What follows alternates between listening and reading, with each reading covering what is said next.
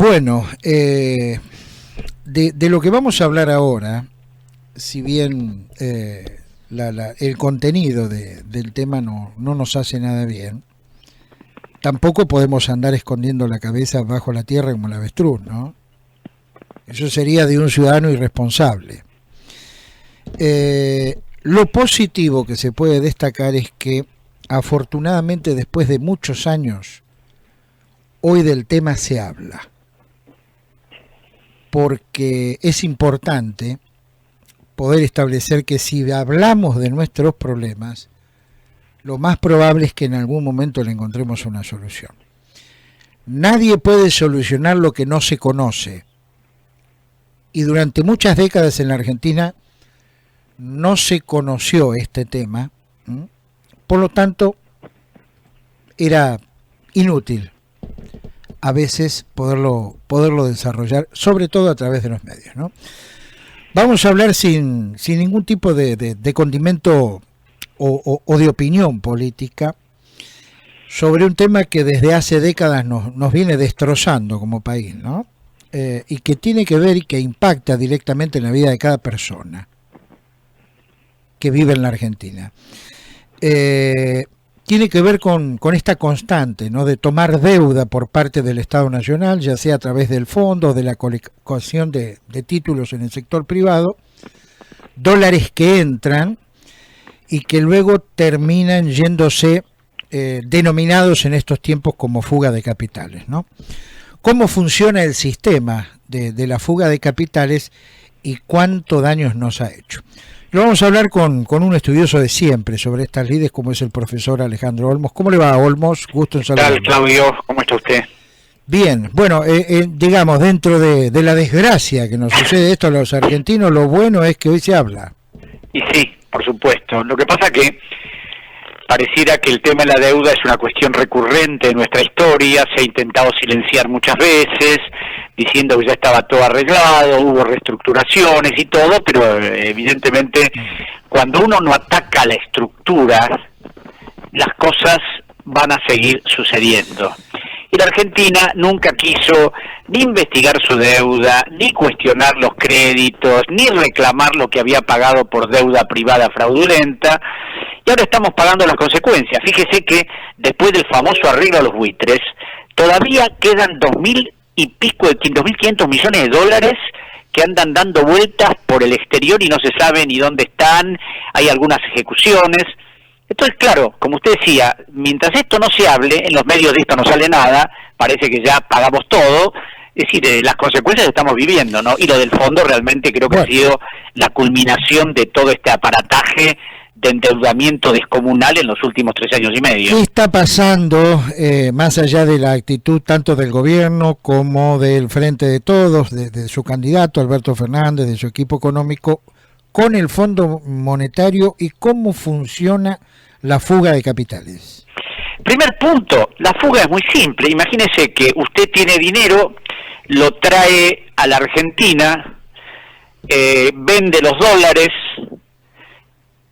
y compra a través de los bancos LELIQ. En este momento la tasa de LELIQ, por lo menos hasta el viernes pasado, era el 74,98%.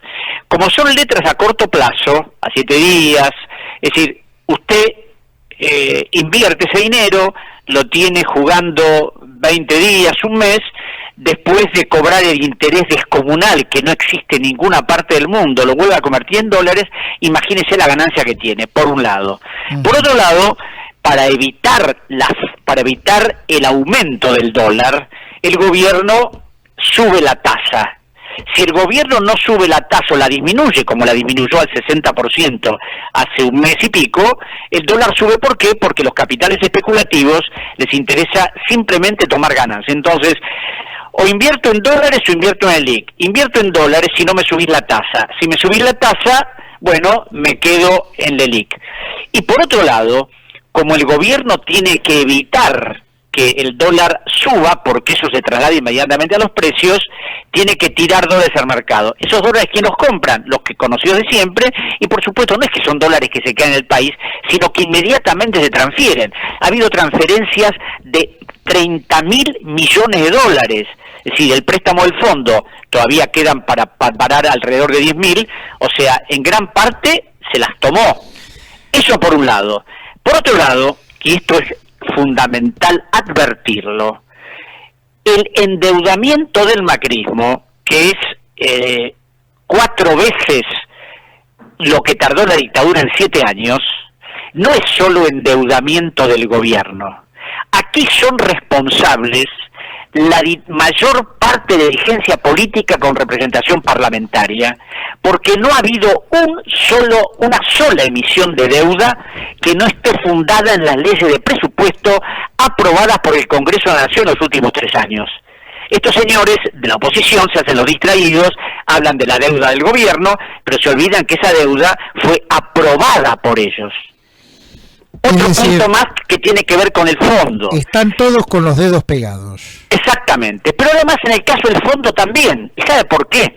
Porque cuando se pidió el préstamo del fondo, un préstamo que el fondo no tendría que haber dado de acuerdo a la situación argentina, y esto el amigo Giuliano lo explica minuciosamente bien, ha sido un préstamo político porque al señor Trump le interesaba tenerlo a Macri pegado a él por cuestiones geopolíticas. Pero más allá de eso, el préstamo se pudo concretar porque el artículo 60 de la Ley de Administración Financiera permite que el gobierno haga estas operaciones sin pasar por el Congreso. Primero, si hubiera pasado por el Congreso, yo no dudo que hubieran discutido mucho, pero finalmente pero como no pasó por el Congreso, el gobierno pudo concretarlo. Pero hay más.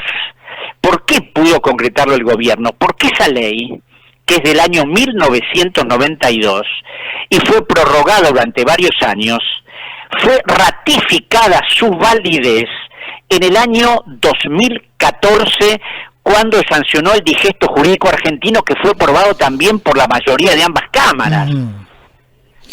Ahora, profesor, para que lo entiendan mis tías que están viejitas, ¿vio? Esto quiere decir que para sostener esta monumental bicicleta financiera que todo el arco político ve,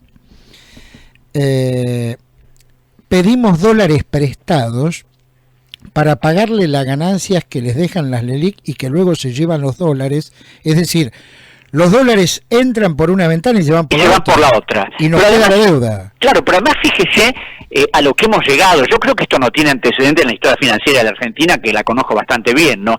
Porque si este año, por ley de presupuesto, tenemos que pagar de intereses de la deuda 756.000 millones de pesos y alrededor de 50.000 millones de amortización, estoy hablando en pesos, ¿no?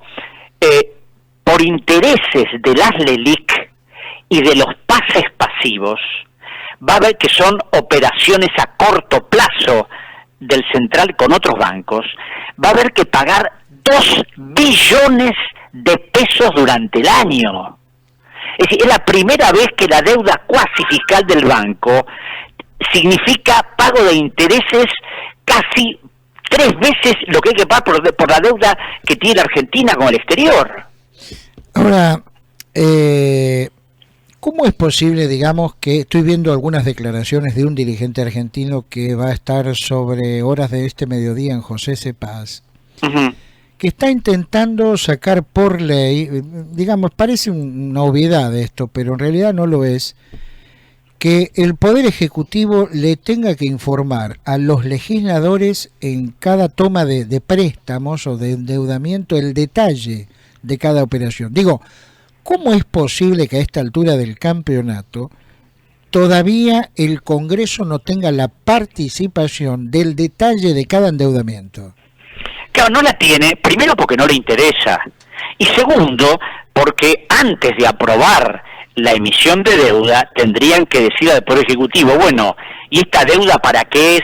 ¿A quién se la vamos a pagar? El problema es que aquí, desde que terminó la dictadura hasta el día de hoy, al Congreso jamás le interesó investigar la deuda. Recibían los presupuestos, los discutían en algunos ítems, pero en lo que tiene que ver con el endeudamiento jamás hubo discusión alguna. Y ahora, el año pasado, se presentaron algunos proyectos, yo fundamentalmente redacté uno, para que el Congreso tomara la intervención que la Constitución le asigna, pero el Congreso no lo ha hecho. Eso sí, van a los programas de radio, a televisión, hablan de endeudamiento, los legisladores, y yo les preguntaría, señores, ¿ustedes qué hicieron? Es decir, han llegado, Claudio, a ratificar leyes de la dictadura. Es decir, hay una ley que le permitió al presidente Macri poner en venta la isla de Marque y otras propiedades, que es una ley firmada por Videla, por Martínez de Oz y por Rodríguez Varela, y esa ley fue ratificada en el Congreso Nacional también en el 2014. Entonces, si tenemos una estructura legal que se originó en la dictadura, inversiones extranjeras, entidades financieras, es decir, ¿qué podemos esperar cuando ningún gobierno de la democracia quiso cambiar esa estructura condicionante? ¿Para qué necesitamos estos 5.400 millones que, si miramos el contexto completo, es como una suerte de vaso con agua en el mar? Y estos 5.000 y pico de dólares es para seguir pagando deuda, para que el Banco Central no tenga problemas y para sostener precariamente un gobierno que se cae, ¿no?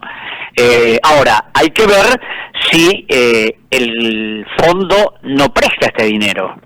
El Banco Central tenía reservas por 66.000 millones de dólares totalmente prestadas, ahora cayó a 58.900, pero insisto, son reservas absolutamente comprometidas porque responden a los encajes en moneda extranjera, responden al swap con China y responden a la emisión del ELIC. Para pagar el ELIC van a tener que emitir.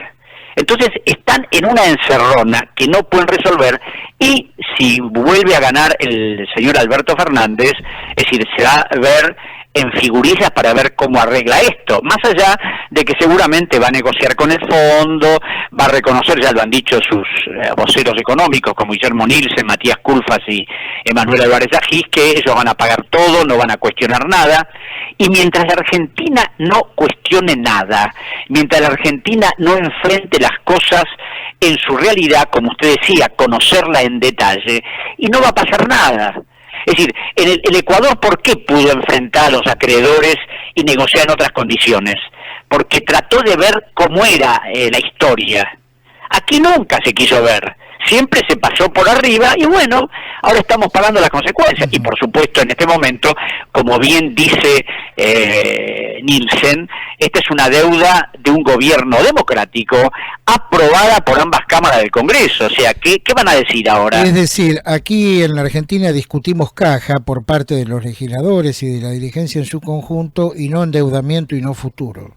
Exactamente, y por otro lado, como todo ese endeudamiento ha sido producto de un desconocimiento del orden legal de la República, tampoco les ha interesado verificar la legalidad. Y hace poco releía un libro interesantísimo de Carlos Nino, que fue asesor de Alfonsín, un gran jurista, desapareció muy joven, que se llama Un país al margen de la ley, donde Nino muestra cómo se ha manejado la Argentina siempre. Bueno, Nino lo escribió en el 92, estamos en el 2019 y le puedo asegurar que no ha cambiado absolutamente nada. Por último, el problema no es económico, ni siquiera político quizás, ¿es un problema moral? Y bueno, si usted lo plantea así, yo creo que sí, es no importarle la legalidad, no importarle la calidad institucional, reírse a carcajadas de las normativas y hacer económicamente cosas que siempre nos han dañado, porque el Fondo Monetario tiene una vieja historia con la Argentina, por eso Perón no quiso ingresar al Fondo Monetario en el año 46, y esa vieja historia que todos conocemos, éramos el mejor alumno del 98 y vino la catástrofe del 2001, es decir, hubo préstamos que supusieron una enorme cantidad de condicionamientos como este último, y por otra parte, el fondo, cuando prestó esa plata, sabía quién se la prestaba, porque en el informe del artículo 4, antes de ese préstamo, ya mostraba que el panorama económico de la Argentina era extremadamente comprometido. Bien, para finalizar, alguna infidencia que le quiero contar a los oyentes, ¿no? Yo he seguido muchísimo el trabajo de su padre, como otras tantas personas y posteriormente el suyo. ¿Qué le diría después de haber trabajado tantos años en toda esta problemática que es el fondo, ¿no? del problema argentino en su faz, no solo económica, sino también social, la pobreza, la indigencia, la marginalidad? A aquellas personas que hoy solo debaten este tema de la grieta, ¿no? Los fanáticos de un lado y del otro. Y le diría que si la Argentina sigue haciendo las mismas cosas que ha hecho hasta ahora, va a tener los mismos resultados. ¿Y cuáles son esos resultados? 4 millones más de pobres en los últimos 3 años, una inflación interanual de más del 55%, cierre de pymes, clausura de negocios que se están cayendo día a día y una situación de decadencia que parece imparable. Entonces, si esto no lo enfrentamos de raíz, si no decimos que tenemos que hacer otra cosa, pero yo no digo que nadie quiera hacer otra cosa, sino, y bueno, escucho la gente del Frente para Todos y vamos a negociar, vamos a hacer esto.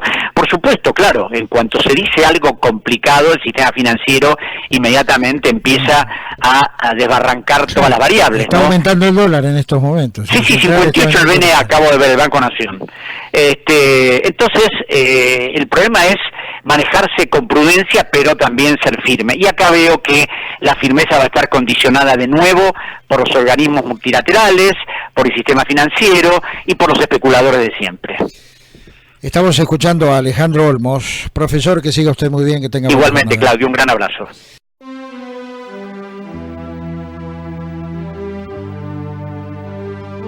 La credibilidad en la información se mide por su trayectoria. De lunes a viernes, el primero de la mañana, con Claudio Ponce de León. El primero de la mañana, 100% periodismo.